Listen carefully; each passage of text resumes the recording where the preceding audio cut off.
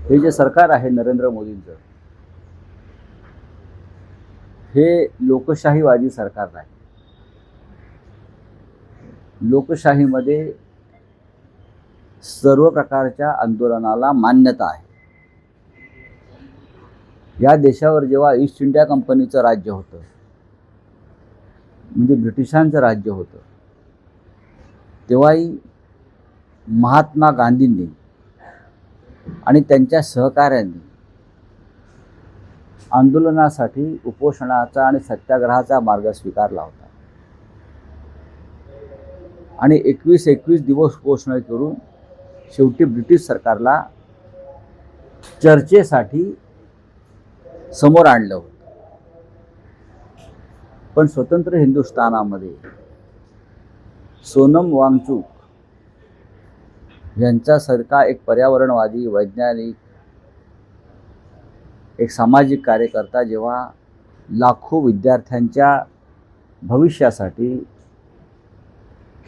उपोषण करतो, तेव्हा एक तर सरकार कोणती चर्चा करायला तयार नाही आणि 20व्या दिवशी नामर्दाप्रमाणे काळोखात चादर टाकून आडवं करून इतक्या मोठ्या माणसाला फरफटत घेऊन गेले, ज्याची उभं राहण्याची ताकद नाही उपोषणामुळे.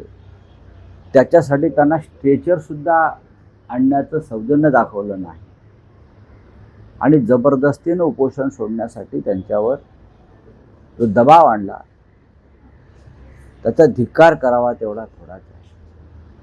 सोनम वांगचुक हे प्राणत्याग करण्यास सज्ज आहेत देशासाठी आणि सरकार त्यांना घाबरलं आहे. जर सरकार घाबरलं असेल तर सरकारने ज्या मागण्या आहेत तरुणांच्या त्याच्यावर चर्चा करायला पाहिजे. मी आधी सांगितलं, हे धर्मेंद्र प्रधान आहेत, हे काय फार महान शिक्षणतज्ज्ञ किंवा फार महान नेते, महात्मा धर्मात्मा नाही आहेत. ते एक मंत्री आहेत आणि त्यांच्याकडून चुका झालेल्या आहेत आणि लाखो विद्यार्थी त्याच्यामुळे उद्ध्वस्त झाले. 20 विद्यार्थ्यांनी आत्महत्या केली. अशा वेळेला सरकारची जबाबदारी आहे.